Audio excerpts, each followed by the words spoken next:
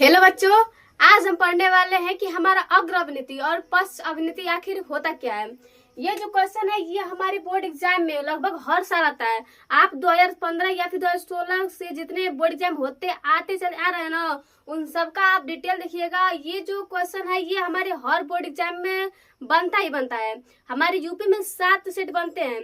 अब ये 7 सेट में से किसी सेट में भी आ सकता है। ये हमारा इतना इम्पोर्टेंट क्वेश्चन है और आप इस बात से भी अंदाजा लगा सकते हो कि जब ये 2016 से लगातार पूछते चला आ रहा है तो आगे भी पूछने की संभावना ये बहुत ज्यादा है।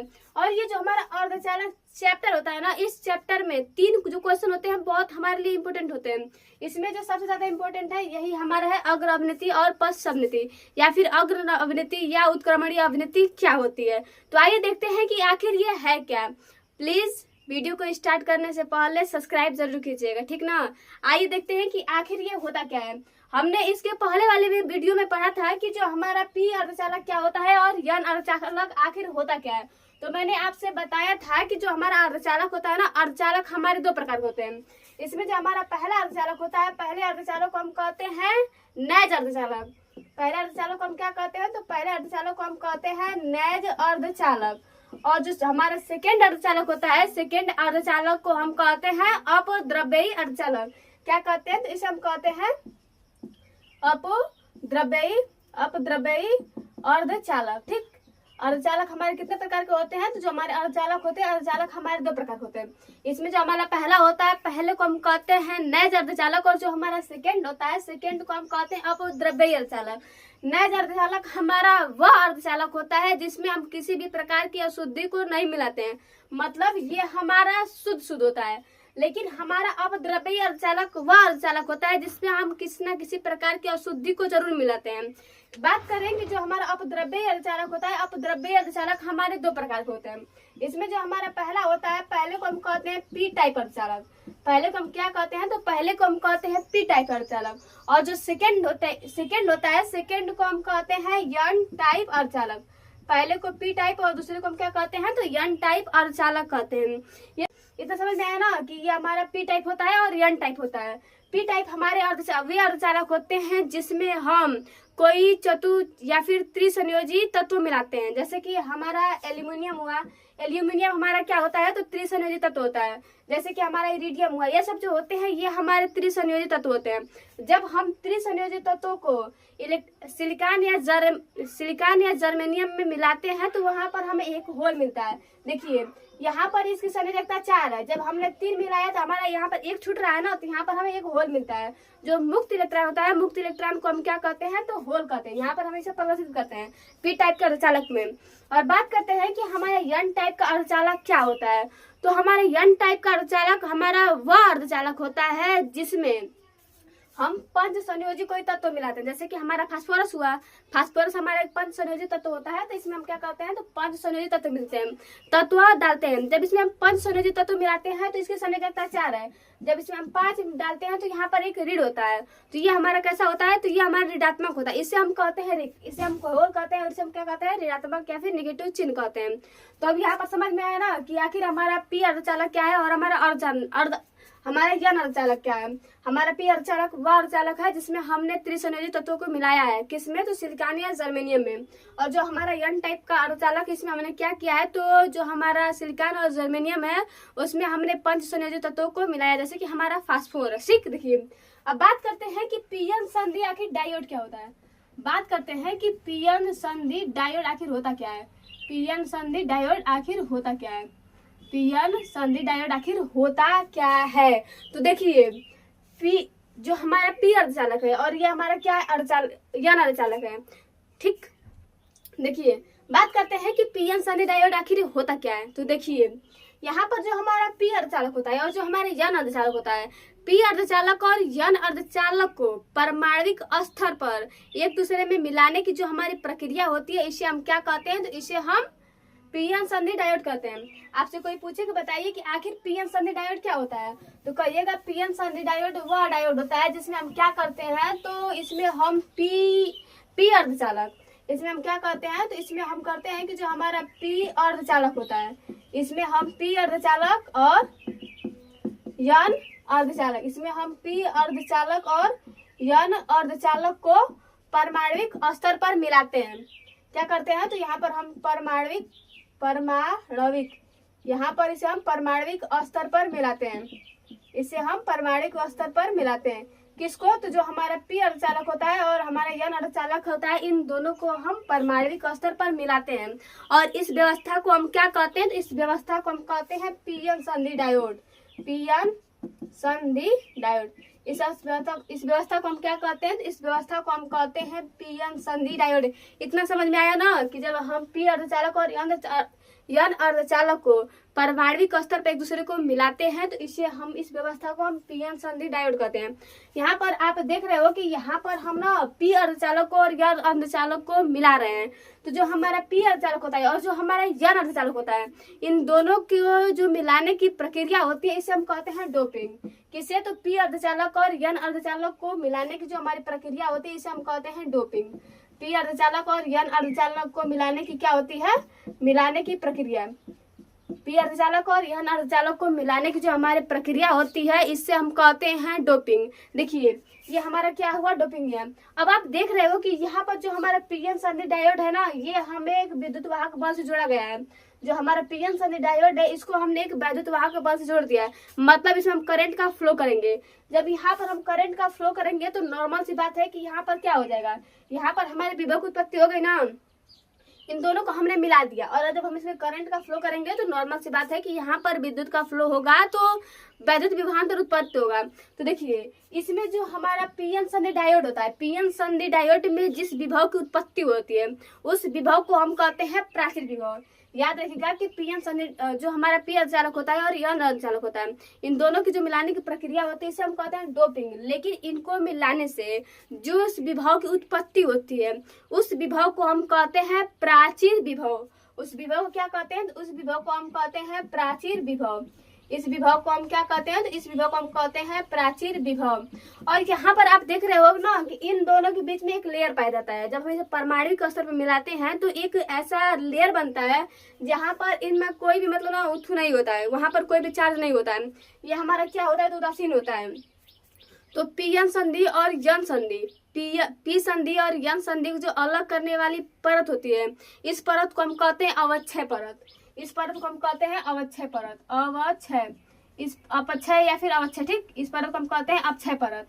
यह परत क्या करती है, तो इन दोनों को यह जो हमारा पी अर्धचालक होता है और एन अर्धचालक होता है इन दोनों को अलग करने का कार्य करती है। ठीक, इतना समझ में आया ना कि अवक्षय परत क्या होता है। और जब आप अग्र अभिनति और पश्च अभिनति को पढ़ोगे ना तो याद रखिएगा कि ये जो परत होती है ना इन दोनों ही कंडीशन में तोड़ना होता है। या तो ये आकर्षण के कारण टूटे या फिर प्रतिकर्षण के कारण टूटे। जब ये टूटेगा वहीं पर हमारे अभिनति का कार्य हो जाएगा। ठीक ना। अब बात करते हैं कि यहाँ पर हमने देख लिया कि ये हमारा डायोड क्या होता है। अब बात करते हैं कि हमारी अभिनति क्या होती है। तो जब हम पीएन संधि डायोड को जब हम पीएन संधि डायोड को किसी वैद्युत विद्युत या फिर वैद्युत वाहक बल के स्रोत से जोड़ देते हैं तो इस पूरी जो प्रक्रिया होती है, इस पूरी व्यवस्था को हम कहते हैं अभिनति। ये जो हमारी पूरी व्यवस्था है इसको हम कह सकते हैं कि हमारी क्या है, अभिनति है।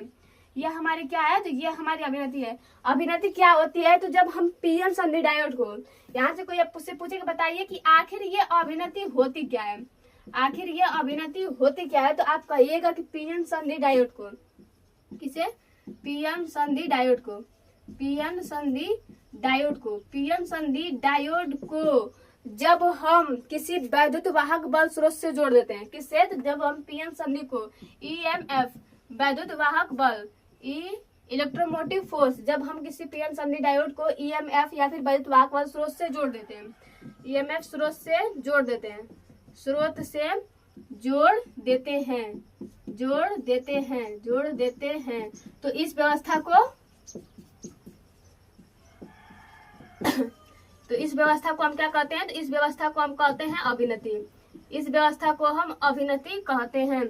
अभिनति समझ में आया ना कि अभिनति किसे कहते हैं, तो बस कुछ नहीं, जब हम इस पीएन संधि डायोड को किसी वैद्युत वाहक बल या फिर ईएमएफ से जोड़ देते हैं तो इस व्यवस्था को हम क्या कहते हैं, तो इस व्यवस्था को हम कहते हैं अभिनति। अब आइए देखते हैं कि हमारा अग्र अभिनति और पश्च अभिनति आखिर होता क्या है। इतना समझ में आया ना कि जो हमारा पी अर्धचालक होता है और एन अर्धचालक आखिर होता क्या है, इतना समझ में आया। फिर हमने देखा कि जो हमारा संधि डायोड क्या होता है, तो कुछ नहीं, जो हमारा पी होता है और यन अर्धचालक होता है, इन दोनों को परमाणविक स्तर पर मिलाने की जो व्यवस्था होती है वही हमारा होता है पीएन संधि डायोड। यहाँ पर इन दोनों के बीच में एक लेयर पाई जाती है जिसे हम अपक्षय परत कहते हैं।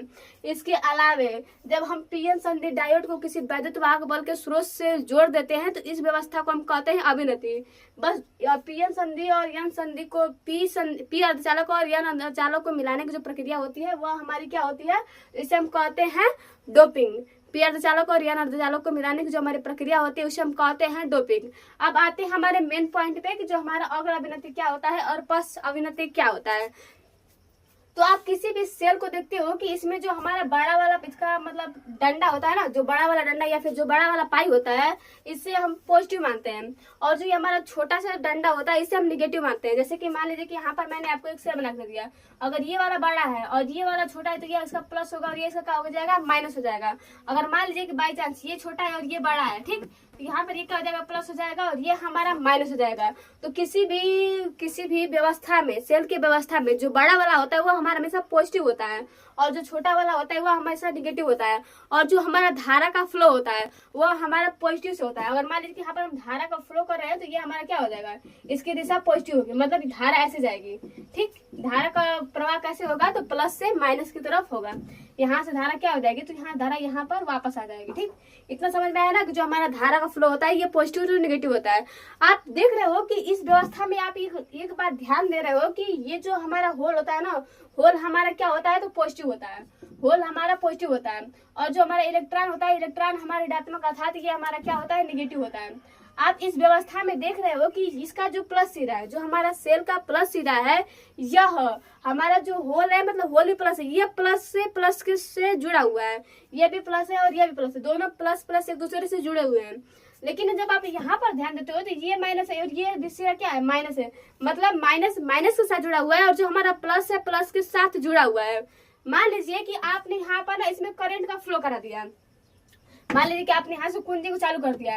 अब कुंजी को चालू करके यहाँ पर आपने क्या किया, इसमें करंट दे दिया। जब आप करंट दोगे तो यहाँ पर भी प्लस है और यहाँ पर भी प्लस है। आप जानते हो कि प्लस प्लस एक दूसरे को प्रतिकर्षित करेंगे, तो यहाँ पर ये एक दूसरे को क्या करेंगे, प्रतिकर्षित करेगा। मान लीजिए कि यहाँ पे जा रही है तो धक्का देगा, इसको क्या करेगा कि आप मतलब मुझसे दूर हटो, प्रतिकर्षित करेगा। और वैसे यहाँ पर भी होगा, यहाँ पर भी ऋणात्मक है, यहाँ पर भी ऋणात्मक है, दोनों जो चिन्ह है ये सेम है, ये भी एक दूसरे क्या करेंगे, प्रतिकर्षण करेंगे। यह भी इसको ऐसे धक्का देगा और यह भी इसको ऐसे धक्का देगा, मतलब ये दोनों ओर से एक दूसरे को धक्का देंगे। ये भी प्लस है और ये भी प्लस है, इसको ये इधर से धकेलेगा और ये जो प्लस है इसको ये इधर से धकेलेगा। मतलब इनमें बस प्रतिकर्षण, इसमें इतना ज्यादा प्रतिकर्षण होगा कि जो इसके बीच की जो परत होगी लेयर ना ये टूट जाएगी। प्रतिकर्षण में इतना ज्यादा होगा कि बीच की लेयर को टूट जाएगी। तो प्रतिकर्षण के कारण अवक्षय परत की जो टूटने की प्रक्रिया होती है इसे हम कहते हैं अग्र अभिनति।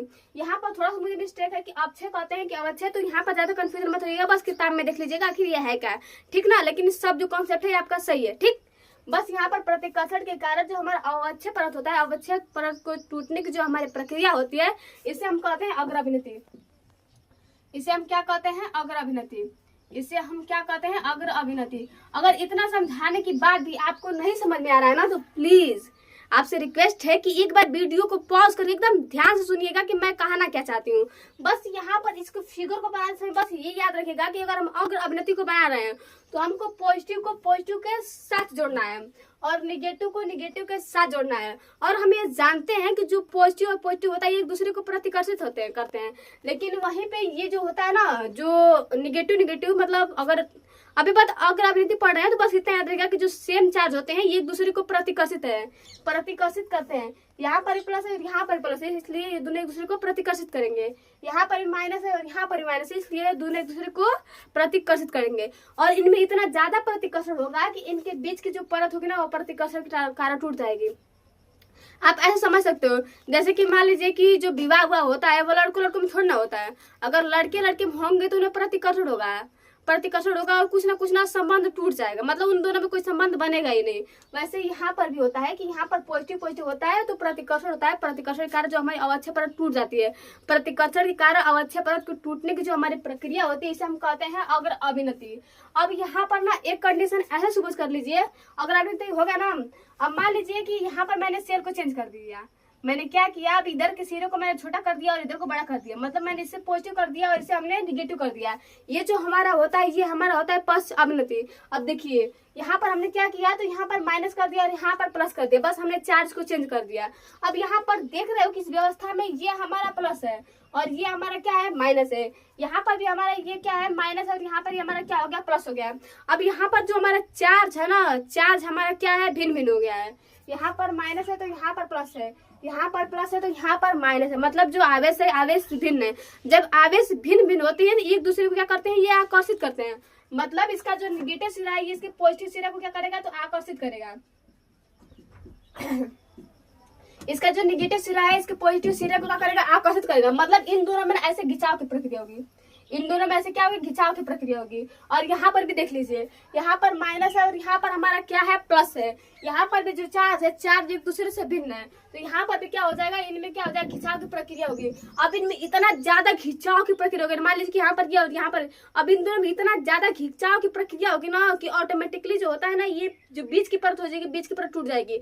जैसे कि शादी विवाह होता है ना, तो उसमें एक सजाने वाला ऐसा था गोल वाला, वैसे एकदम इमेजिन कर लीजिए कि जब इन दोनों में आकर्षण होता है ना, तो जो पी अर्धचालक होता है, पी होता है ये प्लस के मतलब माइनस का खिंचाव करता है, और जो हमारा यन अर्धचालक होता है ये प्लस के कारण खिंचाव करता है।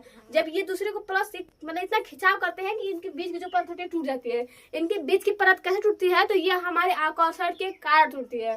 तो इस व्यवस्था को हम कहते हैं पश्च अवनति। इसे हम क्या कहते हैं, इसे हम कहते हैं पश्च अवनति। आशा करती हूँ कि आपको एकदम बढ़िया समझ में आया होगा। अगर इतना समझाने के बाद में नहीं समझ आया तो प्लीज वीडियो के एक बार देखिएगा। और अगर मैं यहाँ पर लिख रही हूँ तो आप लोग का टाइम वेस्ट होगा। किसी भी टॉपिक को समझने का सबसे बढ़िया तरीका होता है कि पहले आप उसे एक बार बढ़िया समझ लीजिए, बढ़िया समझने के बाद अपने शब्दों में लिखिए। अपने शब्दों में लिखे हुए जो शब्द होते हैं वह जीवन भर याद रहते हैं। अगर आप किसी भी टॉपिक को अच्छे से समझ गए और उसे अपने शब्दों में लिख रहे हो तो वह हमेशा याद रहता है। तो इसको बस इतने याद रखिएगा कि प्रतिकर्षण के कारण जब हमारा अवक्षय परत टूटता है तो उसे हम कहते हैं अग्र अवनति। लेकिन वहीं पे जब आकर्षण के कारण हमारा अवक्षय परत टूटता है तो उसे हम कहते हैं पश्च अवनति। यहाँ पर जो हमारा अग्र अवनति होता है, अग्र अवनति में हमारे धारा का फ्लो होता है, लेकिन जो हमारी पश्च अवनति होती है, पश्च अवनति में हमारे धारा का फ्लो नहीं होता। मतलब यहाँ पर जो धारा का मान होता है ये शून्य होता है। ये जो कंडीशन होगा कि अग्र अवनति में हमारा धारा बहता है और पश्च अवनति में धारा हमारा नहीं बहता है, ये हम अगले कंडीशन में देखेंगे। जब हम अर्ध तरंगकारी दृष्टिकार का मतलब अर्ध चक्र पढ़ेंगे और पूर्ण चक्र पढ़ेंगे तब हमें समझ में आएगा कि यहाँ का यूज क्या होता है। लेकिन ये जो हमारा टॉपिक है ये हमारा बहुत इंपॉर्टेंट है। इसके बाद वाला जो टॉपिक होगा वो बहुत ज्यादा इंपॉर्टेंट होगा। मतलब कुल मिलाकर 3-4 टॉपिक है, लेकिन ये जो टॉपिक है बहुत इंपॉर्टेंट है। यहाँ पर बस एक की पॉइंट याद रहेगा कि अगर प्रतिकर्षण हो रहा है, अगर हमारे प्रतिकर्षण के कारण किसी कारण, अगर हमारे प्रतिकर्षण के कारण अगर अवक्षय परत टूट रहा है, अपक्षय परत टूट रहा है, तो इससे हम कहेंगे किसको, तो अग्र अवनति कहेंगे। कैसे कहेंगे, तो अग्र अवनति कहेंगे। मान लीजिए कि जो योद्धा होता है, योद्धा जो होता है ये युद्ध में एकदम आगे आके लड़ता है, भागता नहीं है। भाई कितने भी सिचुएशन हो उसको लड़ना, वह लड़ता रहता है, मतलब वो आगे आता है। इसे हम कहते हैं अग्र अवनति। लेकिन जो मूर्ख होता है, मतलब जो कायर होता है, उसको आप अगर खिंचा दोगे ना, अगर थोड़ा भी बल दोगे तो वह मतलब अपन ही कंडीशन में ना खाली पीछे भागा, बस पीछे भागा। तो उसे हम कहते हैं पश्च अवनति। पश्च अवनति कैसा होता है, तो पश्च अवनति हमारे आकर्षण के कारण होता है। पश्च अवनति हमारे आकर्षण के कारण होता है और अग्र अवनति जो होता है हमारे प्रतिकर्षण के कारण होता है। आशा करती हूँ कि ये जो टॉपिक होगा बहुत अच्छे से समझ में आया होगा। प्लीज लाइक शेयर सब्सक्राइब जरूर कीजिएगा, प्लीज प्लीज प्लीज। ठीक, एक बात और, ये मत सोचिएगा कि अब आपको जीवन में बहुत ज्यादा टाइम मिलने वाला है। अब आपको टाइम 1% का नहीं मिलने वाला है। ये आप लोग के जीवन का लास्ट स्टेज है। अगर यहाँ पर आप लोग जितने लोग पढ़ रहे हो ना, अगर आपका 12 में सही से एग्जाम नहीं हुआ और आपने सही अंक नहीं लाया तो यहाँ पे जितनी लड़कियां पढ़ रही हैं उनमें से बहुत सारी लड़कियों की शादी कर दी जाएंगी। और जो लड़के होंगे, लड़के के लिए, लड़कों का तो बस एक ही काम है कि उनको काम करने के लिए भेज दिया जाएगा। तो ये आपके जीवन का अंतिम पड़ाव है। जितना मेहनत करना है कर लीजिए, इसके बाद आपके जीवन का डिसाइड होगा कि आपको कहाँ जाना है और क्या करना है, शादी ब्याह करना है कि पढ़ना है। ठीक ना, तो ये आपका अंतिम पड़ाव है। जितना मेहनत करना है कर लीजिए, उसके बाद यहीं से आपका अध्याय समाप्त होने वाला है। ठीक, तो आशा करते हो कि समझ में आया होगा। प्लीज लाइक शेयर सब्सक्राइब जरूर कीजिएगा और देखने के लिए धन्यवाद। मिलते हैं फिर अगले वीडियो में। बाय।